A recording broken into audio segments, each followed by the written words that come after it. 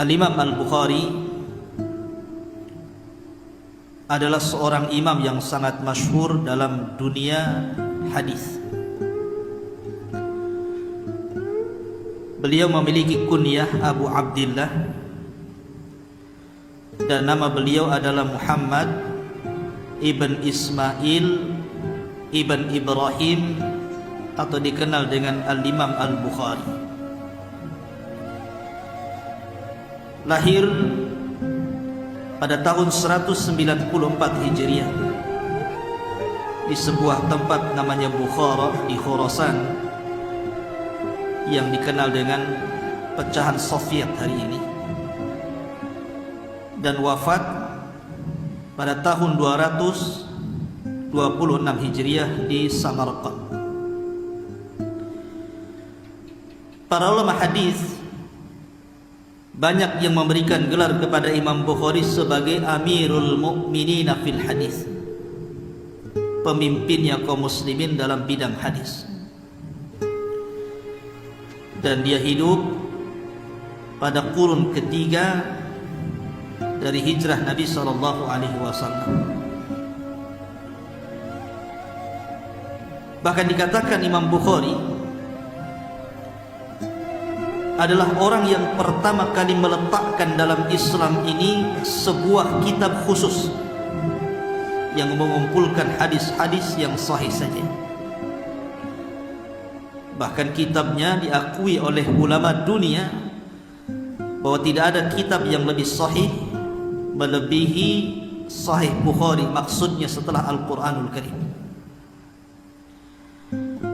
Dan dia adalah salah satu kibarul hufad, ulama yang sangat banyak hafalan terhadap hadis Nabi SAW, sampai-sampai ada yang mengatakan Allah Subhanahu wa ta'ala tidak menciptakan makhluk seperti Bukhari, seolah-olah Allah hendak menciptakan Bukhari memang khusus untuk mendalami hadis. Kemudian juga Imam Bukhari termasuk ulama yang sangat unggul dalam beberapa ilmu yang berkaitan dengan hadis, seperti ulumur rijal, al-jarh wa ta'dil, kemudian juga ulum al-ilal. Sampai-sampai pujian para ulama membanjiri Imam Bukhari karena cerdasnya beliau ketika bicara tentang hadis Nabi sallallahu alaihi wasallam. Masyarul muslimin yang dimuliakan Allah Azza wa Jalla. Baik, kita mulai. Siapa Imam Bukhari? Imam Bukhari adalah Muhammad ibn Ismail ibn Ibrahim ibn Mughirah al-Bardizbah. Al-Bardizbah, salah satu buyut Bukhari, adalah seseorang yang berasal dari Persia. Dia beragama Majusi, kemudian meninggal di atas Majusi. Tetapi Mughirah sempat masuk Islam, sehingga keturunannya Ibrahim dan turunan Ibrahim Ismail menjadi ulama hadis. Jadi Imam Bukhari itu punya bapak seorang ulama hadis, namanya Ismail ibn Ibrahim. Bahkan Imam Ibn Hibban mengatakan sedikit sekali seorang ulama yang dia ahli hadis, bapaknya juga ahli hadis seperti Bukhari. Jadi ayahandanya Imam Bukhari itu seorang ahli hadis, cuman tidak terkenal. Kenapa? Karena memang tidak meninggalkan karya. Lain dengan Imam Bukhari, ada karyanya, makanya dikenal. Tetapi Imam Bukhari sendiri membuat bab dalam kitab tarikhnya tentang ayahnya sendiri. Jadi Imam Bukhari itu ada satu kitab namanya Tarikh, Kitabut Tarikh. Imam Bukhari meletakkan dalam kitab ini tentang bab soal bapaknya, kemudian menyebutkan terjemah bapaknya, dan dikatakan bahwa sesungguhnya ayahku seorang ulama hadis. Termasuk juga Imam Ibn Hibban mencantumkan dalam kitabnya tentang biografi ayahandanya Imam Bukhari. Maka dari sini wajar kalau seandainya Imam Bukhari menjadi ulama hadis, karena memang bapaknya ahli hadis. Lah Imam Bukhari sendiri menjadi khilaf para ulama tentang masalah dari mana asalnya. Ada yang mengatakan bahwa Imam Bukhari itu seorang Arabi, memang orang Arab asli, turunan Arab. Ada yang mengatakan Imam Bukhari itu turunan Turki, dan ada yang mengatakan bahwa dia turunan Persia. Di antaranya adalah pendapat Al-Khatib Al-Baghdadi dan juga Al-Imam An-Nawawi rahimahullahu ta'ala, dan ini diperkuat oleh Al-Imam Az-Zahabi, bahwa Imam Bukhari itu berasal dari turunan Persia. Dia bukan orang Arab, artinya dia non-Arab, karena dia orang Persia. Kakek buyutnya Al-Bardizbah seorang Al-Farisi Majusi. Tetapi ada yang mengatakan bahwa Imam Bukhari itu adalah Turki, dan itu disebutkan oleh Abdul Razak As-Samarqandi dan juga Abu Sa'id. Dan ada yang mengatakan dia adalah seorang Al-Arabi, seorang keturunan Arab, dan ini dikuatkan oleh Al-Hafidh Ibnu Hajar Al-Asqalani, termasuk juga Imam Ibnu Asakir dan juga Tajuddin As-Subki, seorang yang bermadhab Syafi'i. Tetapi yang masyhur, Imam Bukhari bukan orang Arab, karena dia dilahirkan di Uzbekistan. Uzbekistan yang sekarang ya, dulu disebut Bukhara, pecahan Soviet kalau sekarang ini Uzbekistan itu. Lah disebutkan bahwa Imam Bukhari itu lahir di malam Jumat di bulan Syawal pada tahun 194 Hijriah. Lah Imam Bukhari sama dengan para ulama yang lainnya terlahir yatim, sama dengan Imam Syafi'i terlahir yatim, kemudian juga Imam Ahmad terlahir yatim, kemudian Abu Hanifah terlahir yatim, termasuk Imam Bukhari. Jadi Imam Bukhari itu sejak kecil ditinggal meninggal ayahnya, dan yang merawat Imam Bukhari adalah ibunya. Dan Imam Bukhari memiliki ibu yang sangat salihah, walaupun tidak dikenal tentang biografi dan siapa namanya, tetapi ibunya Imam Bukhari itu adalah pencinta ilmu, sehingga karena didikan ibunya inilah maka Imam Bukhari menjadi ulama besar, ulama hadis. Dikisahkan bahwa Muhammad bin Ismail atau dikenal dengan Imam Bukhari ini ketika lahir matanya buta. Jadi Imam Bukhari itu ketika lahir buta matanya. Jadi ibunya selalu menangis setiap malam, berdoa kepada Allah Subhanahu wa taala agar Allah Subhanahu wa taala mengembalikan pandangannya.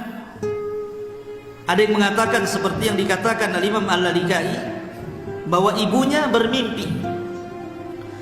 Dalam mimpinya dia berjumpa dengan Nabi Ibrahim. Kemudian setelah berjumpa dengan Ibrahim alaihi salatu wassalam, maka Nabi Allah Ibrahim mengatakan, sungguh Allah telah mengembalikan pandangan putra. Ketika kemudian ibunya terbangun, kemudian lihat putranya Imam Bukhari, rupanya sudah Allah sembuhkan kedua matanya. Itu riwayat Imam Al-Lalikai rahimahullah ta'ala. Dan walaupun Imam Bukhari dulunya buta, ketika lahir dia buta, karena banyak doa ibunya supaya Allah menyembuhkan kedua matanya, akhirnya Allah sembuhkan. Lah Imam Bukhari ini punya pandangan yang tajam, padahal dulu sempat buta, itu kemudian Allah sembuhkan. Sampai-sampai dijelaskan, Imam Bukhari itu selalu mencatat hadis. Apabila tidak ada biaya untuk membeli semacam lampu templon mungkin bahasa kita, maka beliau keluar rumah kemudian mencari bulan. Jadi dari cahaya bulan itulah semalaman suntuk Imam Bukhari terkadang menulis atau memindahkan tulisan. Anda bisa bayangkan menulis dengan cahaya bulan. Nah, coba nanti malam kalau pas purnama antum bawa pulpen, bawa buku, di situ dekat kandang ayam, kemudian nulis. Kira-kira bisa nggak? Nah, Imam Bukhari bisa. menunjukkan bahwa dia punya pandangan yang tajam gitu ya. Hanya dengan cahaya bulan saja dia bisa menulis. Luar biasa Imam Bukhari. Padahal dulunya sempat buta kepada Allah Subhanahu wa taala, sembuhkan. Baik. Ada satu kisah yang menarik. Ketika ayahandanya menjelang wafatnya, ayahanda Imam Bukhari Ismail ibn Ibrahim rahimahullahu taala. Jadi detik-detik wafatnya ayahanda Imam Bukhari ini, Ismail bin Ibrahim, didatangi seorang alim bin ulama dan dikatakan, kaifa tuqbilu ala Allah? Bagaimana Anda akan menghadap kepada Allah Subhanahu wa taala saat detik sakaratul maut ini? Maka kata ayahandanya Imam Bukhari, apa katanya? Wallahi demi Allah, inni la a'lamu min mali dirhaman min haramin wala dirhaman min syubhatin. Kata ayahandanya Imam Bukhari, Ismail bin Ibrahim ini mengatakan, demi Allah, aku tidak pernah memasukkan dalam hartaku walaupun satu dirham dari yang haram ataupun satu dirham dari yang syubhat untuk memberi makan keluargaku. Menunjukkan apa? Bahwa ayahandanya Imam Bukhari itu orangnya warok. Perkara syubhat saja tidak mau dimakan, apalagi yang haram. Makanya wajar kalau seandainya Imam Bukhari tumbuh menjadi seorang yang pakar dalam hafalan hadis, bahkan dikatakan Jabalul Hifad, gunungnya hafalan. Karena makanan yang dimasukkan ke dalam keturunan dari makanan-makanan yang haram itu akan mempengaruhi kecerdasan anak. Saya contohkan satu kisah. Kita kenal ada ulama namanya Imam Haramain, atau dikenal dengan Al-Imam Al-Juwaini, Abul Ma'ali Al-Juwaini, atau dikenal dengan Imam Haramain. Lah ketika ibunya mengandung Al-Imam Haramain, atau disebut dengan Abul Ma'ali Al-Juwaini, seorang pakar debat. Kalau debat beliau, subhanallah, itu antum lihat biografinya luar biasa. Jadi ketika ibunya mengandung dia, suaminya itu melarang jangan sampai kemudian ketika sudah terlahir ada satu wanita yang menyusuinya, karena khawatir wanita orang yang menyusuinya dari wanita-wanita lain mungkin dia makan makanan yang haram sehingga masuk pada air susunya. Akhirnya betul-betul ketika dilahirkan Al-Imam Haramain atau Imam Al-Juwaini ini, Abul Ma'ali Al-Juwaini, jadi ketika anak ini masih kecil nangis, tiba-tiba ada perempuan tetangganya masuk ke rumahnya. Karena wanita ini juga punya bayi, dilihatnya Abul Ma'ali kecil ini, diambil langsung kemudian ditetekkan kepada susunya. Datang ibunya marah-marah dan disuruh untuk letakkan bayi itu, karena suamiku melarang untuk menyusukan kepada orang lain. Langsung diletakkan, ketakutan. Akhirnya kemudian ketika ditanya, kenapa suami melarang? Karena dikhawatirkan wanita yang menyusui itu memakan makanan yang diharamkan atau makanan yang merupakan makanan syubhat, katanya. Dia takut dimakan oleh anaknya. Lah ketika Abu Ma'ali Al-Juwaini atau disebut dengan Imam Haramain ini sudah tumbuh menjadi ulama besar, dan dia selalu menang dalam debat. Tetapi terkadang apabila dia berdebat, terkadang keseleo bicaranya. Ya, secanggih-canggih orang bicara kan pasti ada hal-hal yang kemudian terkadang salah bicara. Jadi ketika ditanya, kenapa Anda seperti itu? Maka kata Imam Juwaini, jangan-jangan itu akibat daripada air susu wanita yang bukan ibuku. Boleh jadi dia memakan yang diharamkan, katanya. Jadi disalahkan air susunya orang itu. Ya. Sampai seperti itu. Lah makanya kalau seandainya Ismail bin Ibrahim, ayahandanya Bukhari, mengatakan bahwa aku tidak pernah memakan satu dirham yang haram ataupun yang syubhat untuk memberi makan keluarga aku, wajar kalau Imam Bukhari kemudian Allah berikan kecerdasan yang luar biasa, barokah daripada kesolehan orang tuanya. Makanya Allah mengatakan dalam kisah Khidir dan Musa, ketika membenahi satu rumah yang akan roboh di perbatasan desa. Maka Khidir kemudian mengatakan, wa kana abuhuma salihan, salihaini. Mungkin bapaknya dulu adalah orang-orang saleh, maka Allah jaga anaknya. Ma'asyiral muslimin yang dimuliakan Allah Azza wa Jalla. Lah Imam Bukhari ini memiliki kecerdasan luar biasa, karena sejak kecil Imam Bukhari itu sudah terlatih menghafal. Jadi di bawah usia 10 tahun Imam Bukhari itu sudah suka menghafal. Sampai-sampai kata Imam Bukhari, ulhibtul hifdha wa ana shaghir. Sesungguhnya saya diilhamkan untuk menjadi penghafal hadis sementara usia saya masih kecil. Bahkan yang luar biasa adalah dikisahkan oleh Sulaiman ibn Mujahid. Jadi Sulaiman ibn Mujahid ini ketika itu duduk dengan salah satu gurunya Imam Bukhari, namanya Muhammad ibn Salam Al-Bikandi. Muhammad ibn Salam Al-Bikandi, salah satu Imam Bukhari. Dia bercerita, dan ingat ada sejarah ya, Muhammad ibn Salam Al-Bikandi ini waktu dia belajar, jadi dia sedang mencatat apa yang disampaikan gurunya, habis tintanya. Sementara gurunya terus bicara haddatsana fulan, sementara tintanya sudah kering. Akhirnya dia berteriak, siapa yang menggantikan, siapa yang memberikan pinjam 1 pena, maka kuhargai 1 dinar. Padahal 1 dinar bisa membeli 10-20 kolam. Karena takut kalau seandainya ketinggalan catatan. Itu gurunya Imam Bukhari itu ya, Muhammad ibn Salam Al-Bikandi. Lah jadi Muhammad ibn Salam Al-Bikandi ini suatu ketika cerita kepada Sulaiman ibn Mujahid. Lah Imam Bukhari ini baru saja kemudian duduk di majlisnya kemudian pergi. Katanya Muhammad ibn Salam Al-Bikandi kepada Sulaiman ibn Mujahid ini, kalau seandainya kamu tadi datang cepat ke sini, kemudian engkau berjumpa dengan anak kecil, maka engkau akan takjub dengan anak itu, karena anak itu yahfad 70.000 hadis. Anak itu memiliki hafalan 70.000 hadis.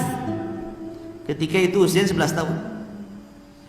Jadi ketika usia Imam Bukhari itu 11 tahun, kata gurunya Muhammad bin Salam Al-Bikandi kepada Sulaiman ibn Mujahid, kalau engkau tadi cepat saja datang kemari sebelum perginya anak kecil itu, engkau akan melihat bahwa ada anak kecil mampu menghafal 70.000 hadis, 70.000 hadis di usia 11 tahun. Imam Bukhari. Jadi Imam Bukhari di usia 11 tahun sudah 70.000 hadis itu di kepalanya, di luar kepala. Sama dengan kita di luar kepala, tapi gak masuk. Kalau Imam Bukhari di luar kepala ya betul-betul dalam kepala ya. Akhirnya kemudian Sulaiman ibn Mujahid penasaran, dicarinya anak itu, maksudnya Imam Bukhari. Setelah berjumpa, kemudian dia katakan seperti yang dikatakan Muhammad ibn Salam Al-Bikandi ini, apakah engkau benar menghafal 70.000 hadis, 70.000 hadis? Kata Imam Bukhari, bahkan aksal, lebih daripada 70.000. Imam Bukhari bahkan lebih daripada 70.000. Usianya 11 tahun ketika itu. Zaman sekarang 11 tahun Arba'in Nawawi saja dah hafal. Arba'in ya, hadis 40. Jangan arba'in, innya dibuang, arba saja. 4 hadis saja udah sewak kotaknya ya. Tapi kalau suruh nyanyi hafal dia. Baik, ada satu kisah lagi yang menarik adalah, jadi suatu ketika Al-Imam Ad-Dakhili, ada seorang alim namanya Imam Dakhili, seorang alim besar Imam Dakhili itu, seorang muhaddis. Muridnya dari mana-mana, ribuan dari penjuru dunia datang belajar kepada Imam Dakhili untuk mengambil hadis Nabi. Kata Imam Dakhili, aku kalau ngajar tidak ada Imam Bukhari itu tenang rasanya katanya. Tapi idza dakhala al-Bukhari, kalau Bukhari datang, dreg-deg bahasa kita, langsung kacau gitu, langsung pusing dia. Apa kata dia? ana mutmainnun fi darsi, sesungguhnya saya ini tenang apabila mengajar. Wa idza dakhala al-Bukhari, tapi kalau Bukhari datang, maka aku merasa wibawaku langsung jatuh. Karena begini, ada satu kasus.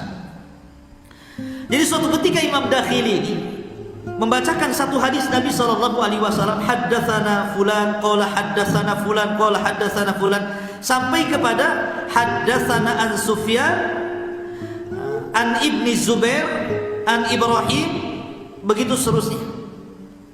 Tiba-tiba Imam Bukhari bangkit dan mengatakan, ya Syekh, Ibnu Zubair lam yarwi an Ibrahim. Ibni Zubair itu tidak pernah meriwayatkan dari Ibrahim. Katanya Ad-Dakhili, bal yarwi, bahkan meriwayatkan. Kata Imam Bukhari, tidak meriwayatkan. Kata Ad-Dakhili, bal yarwi, bahkan meriwayatkan. Akhirnya debat tuh antara Imam Bukhari dengan gurunya di hadapan orang-orang ulama hadis tuh yang belajar kepada Dakhili. Katanya Imam Bukhari, irji ila asli. Kalau kau tidak percaya, cek lagi catatan asli. Bagaimana mungkin Ibnu Zubair berjumpa dengan Ibrahim? Ini tak ketemu zamannya, kata Imam Bukhari. Akhirnya betul-betul Imam Dakhili mengambil, karena dia juga ingin memberikan hujah bahwa betul-betul Ibnu Zubair mengambil dari Ibrahim. Diambilnya kitabnya, kemudian dicek lagi, rupanya betul. Apa yang dikatakan Bukhari betul, sehingga Imam Dakhili mengatakan shadaq. Sampai gurunya dikritik dan mengatakan shadaq, tak kau benar. Seperti itu cerdasnya Imam Bukhari. Masyarakat muslimin yang dimuliakan Allah Azza wa Jalla. Dan Imam Bukhari ini, ikhwan, adalah orang yang memiliki akhlak luar biasa. Sangat takjub kalau kita melihat akhlak. Coba bayangkan, suatu ketika Imam Bukhari ini mengadakan rihlah safar untuk mencari hadis Nabi. Ketika itu dia membawa bekal 1000 dinar. 1000 dinar itu bukan sedikit, Pak ya. 1 dinar itu 4 gram emas lebih. Kalau 1000 dinar kan banyak. Berapa gram itu bisa beli macam-macam tuh 1000 dinar.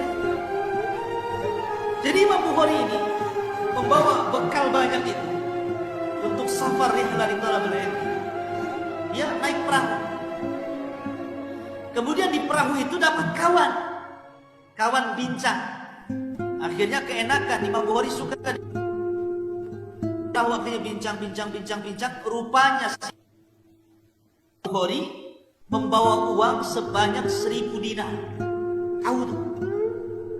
Imam Bukhari tidak sadar kalau seandainya kawan ngobrol di perahu itu sudah tahu bahwa dia bawa uang segitu banyaknya.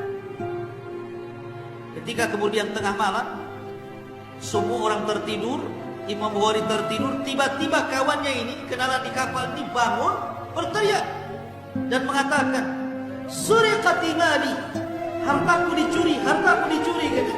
Semua terbangunlah. Orang-orang mengatakan, ada apa? Hartaku dicuri, uangku 1000 dinar dicuri, tasnya warnanya seperti ini, talinya seperti ini, katanya. Akhirnya semua orang terbangunlah, termasuk Imam Bukhari kan. Imam Bukhari ketika itu mendengar perkataan itu kaget. Dalam hatinya berpikir, ini kalau seandainya tahu bahwa orang-orang tahu bahwa dirinya membawa uang 1000 dinar, tentu akan jatuh nama Bukhari, karena akan dikenal sebagai pencuri. Padahal itu uang dia sendiri kan gitu. Kalau seandainya dia membela diri, akan jatuh juga. Terpaksa Imam Bukhari membuang uangnya ke lautan. Jadi malam-malam itu ketika digeledah, langsung uang itu dibuang ke lautan. Kenapa? Supaya menghilangkan jejak. Bayangkan, uang sebanyak itu dilempar ke lautan. Akhirnya digeledah-geledah, nggak ada. Setelah kemudian sudah mulai senja, sudah mulai tenang di atas perahu, rupanya yang berteriak ini mendatangi Imam Bukhari. dan mengatakan, mana uangnya? Kata Bukhari, uang lautan. Kurang ajar. Mana uangnya? Saya buang ke lautan. Apa kau buang? Itu kan uang banyak. Kata Bukhari, ya jahil. Wahai orang jahil, kau sudah membuat sibuk satu kali. Kalau seandainya orang-orang menuduh aku pencuri, aku ini seorang ahli hadis, semua orang mengambil hadis dariku, apa kata dunia tentang diri? Aku tidak mungkin menjual gara-gara 1000 dinar, kemudian jatuh namaku sehingga orang tidak, maka lebih aku buang. Seperti ini Imam Bukhari ujiannya. Makanya Imam Bukhari sendiri ketat ketika mengambil hadis. Bahkan suatu ketika dia mendengar ada seorang syekh yang memiliki satu hadis Nabi SAW, dia ingin mengambil hadis. Dicarinya saya itu, rupanya berada di salah satu kebun. Lah syekh ini ketika itu memanggil untanya dan untanya tidak mau bergerak. Akhirnya kemudian syekh ini berpura-pura memegang makanan unta sehingga untanya datang, padahal dia sedang berbohong dengan unta. Ketika itu Imam Bukhari meninggalkan syekh itu dan mengatakan, kalau dia berbohong dengan unta, maka siapa tahu dia berbohong dengan hadis Nabi SAW. Ditinggalkan. Seperti itu ketatnya Imam Bukhari di dalam menuntut ilmu, terutama mengumpulkan hadis-hadis Nabi SAW. Masyarul muslimin yang dimuliakan Allah Azza wa Jalla. Baik, kita akan sebutkan beberapa pujian para ulama terhadap Imam Bukhari. Disebut oleh Amr ibn Ali al-Fallas, hadithun la ya'rifuhu Muhammad ibn Ismail laisa bihadithin. Kalau ada satu yang Imam Bukhari tidak kenal tentang hadis itu, maka dia bukan hadis, katanya. Jadi kalau ada satu hadis Bukhari tidak kenal dengan hadis itu, maka itu bukan hadis, katanya Amr ibn Ali al-Fallas. Kemudian juga dikatakan oleh Ishaq ibn Rahawi.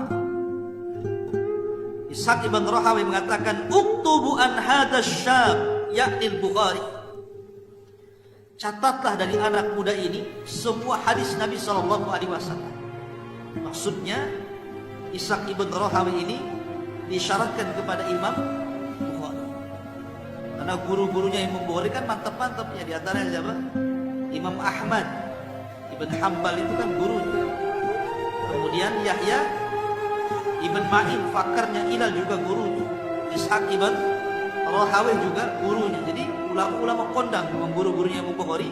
Di antaranya juga Nu'aim ibn Hamad, Ya'qub ibn Ibrahim, dan banyak lagi guru Imam Bukhari. Sehingga wajar kalau seandainya Imam Bukhari menjadi imam yang luar biasa. Bahkan kalau kita bercerita tentang biografi Imam Muslim, Imam Muslim itu adalah salah satu murid daripada Imam Bukhari dan yang paling terpengaruh dengan Imam Bukhari.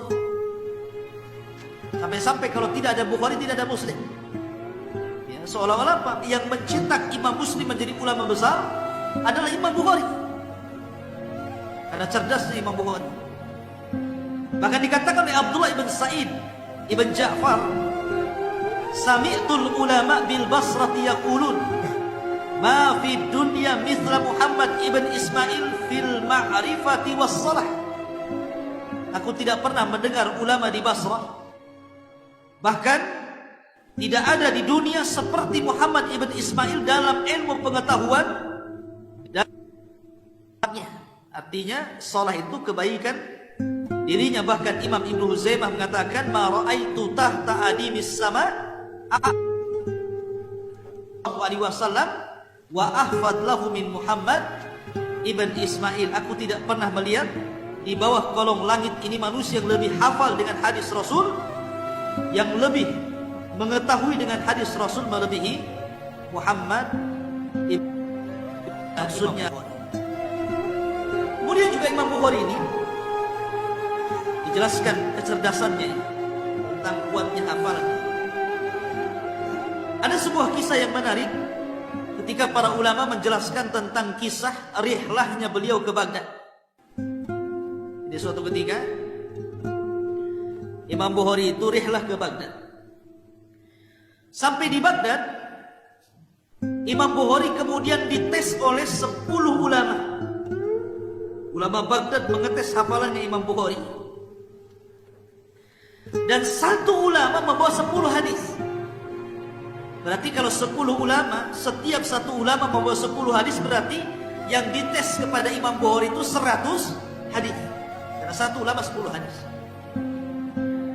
Lah akhirnya kemudian setiap hadis itu dibolak-balikan matan dengan rawinya. Namanya ini matannya di sini, ini rawinya, ini matannya, ini rawinya, dibalik. Jadi matan itu dipindah ke sini, matan ini dipindah ke sini. Jadi 100 hadis itu dibolak-balik antara isi dan perawi, para perawinya. Kemudian ditanyakan satu-satu. Pertama, ulama yang pertama mengatakan, "Ya Bukhari, kamu kenal hadis ini? Qala haddatsana fulan qala an Rasulillah." Kata Imam Bukhari, "Saya enggak kenal." La adri, saya tidak. Kemudian soalan yang kedua, kata Imam Bukhari, "Saya tidak kenal, saya tidak tahu." Soalan yang ketiga, la adri, saya tidak tahu, sampai ke 100 hadis. Imam Bukhari mengatakan, la adri, saya tidak tahu, saya tidak tahu, saya tidak tahu. Kemudian kata Imam Bukhari, "Baik, saya jawab.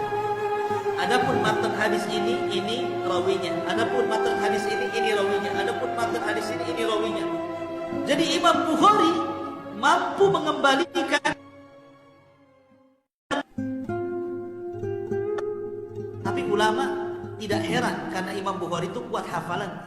Yang mengherankan para ulama bukan ketika Imam Bukhari mengembalikan antara matan dan rawinya, tetapi yang jadi heran para ulama adalah Imam Bukhari mampu mengulang pertanyaan sesuai dengan yang ditanyakan, bukan hadisnya. Mamanya saya ini buat soalan, mamanya Ustaz Lutfi, bagaimana dengan begini. Antum bisa mengulangi persis kata-katanya, kata-kata soalannya itu persis.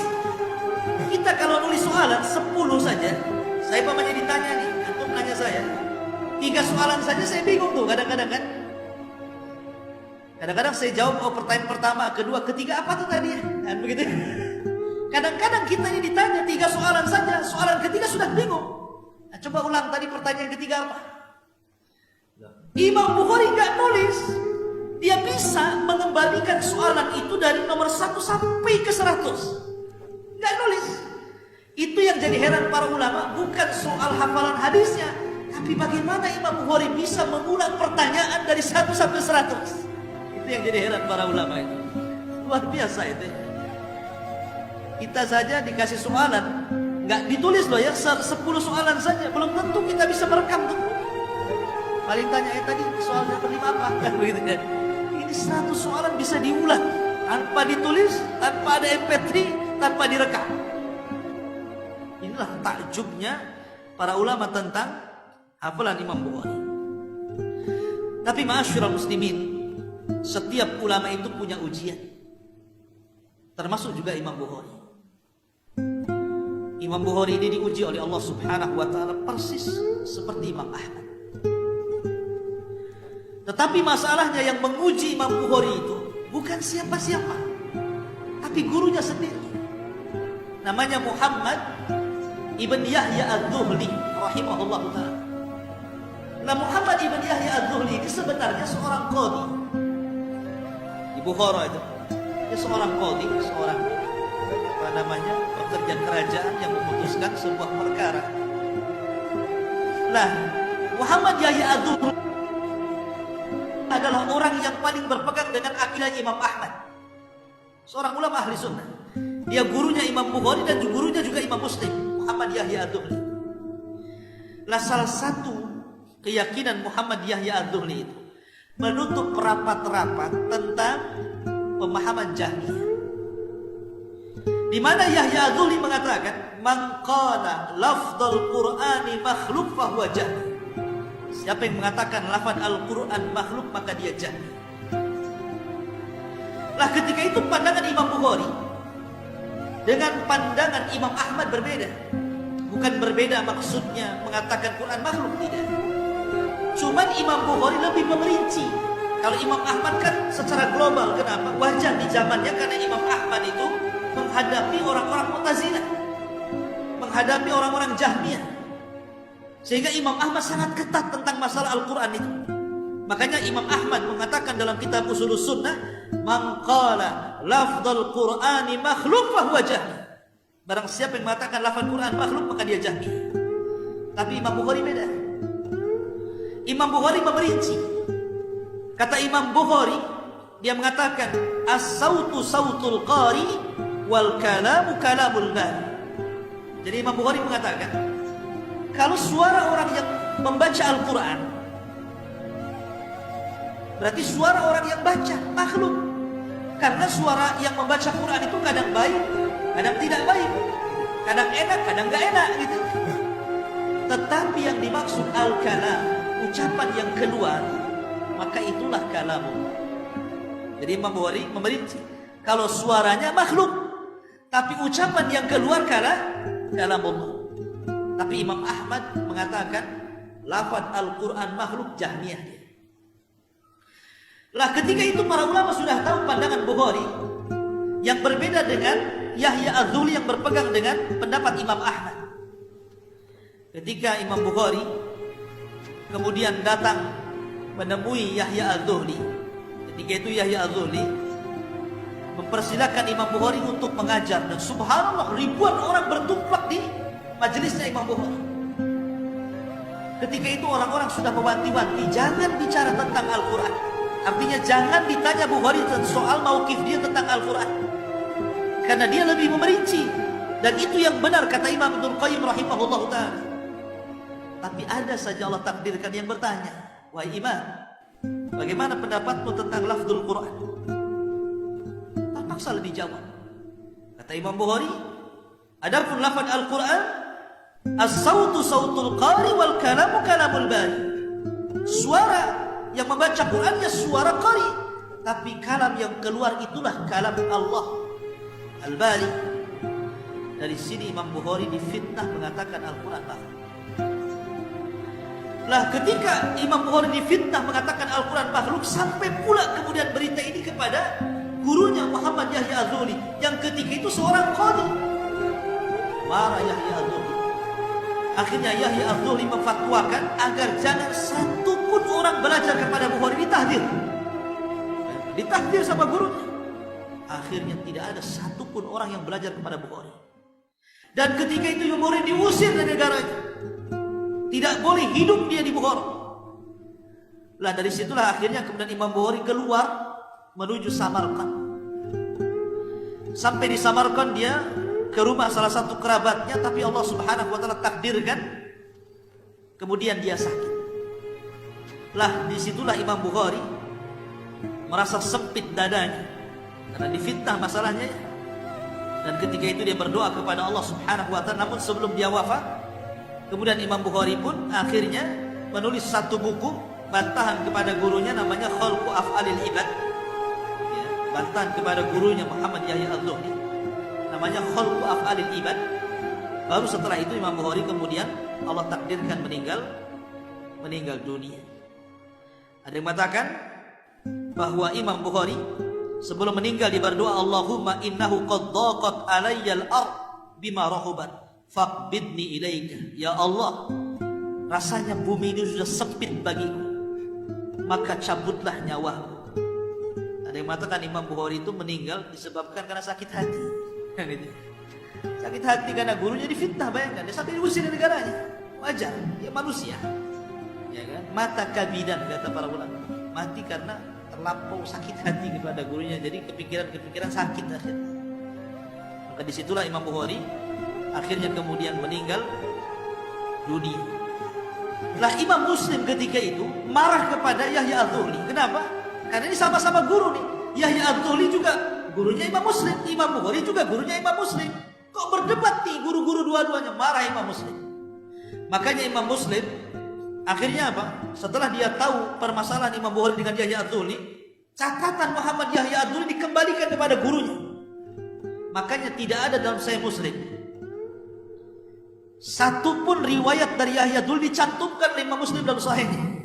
Kenapa? Karena dia membela Imam Bukhari. Tapi Imam Bukhari itu seorang mu'tadi. Walaupun dia difitnah oleh gurunya Yahya Adzuli, tetap saja dalam Sahihnya dicantumkan hadis beliau, tapi dengan cara disamarkan namanya. Imam Bukhari tetap diambil. Coba bayangkan. Karena dia gurunya, masalahnya kan gitu. Tapi dari sini kita bisa ambil petik hikmah bahwa Imam Bukhari sampai sedemikian difitnahnya, sampai diusir dari negaranya sendiri, kemudian dia lari ke Samarkand, setelah itu dia meninggal di Samarkand.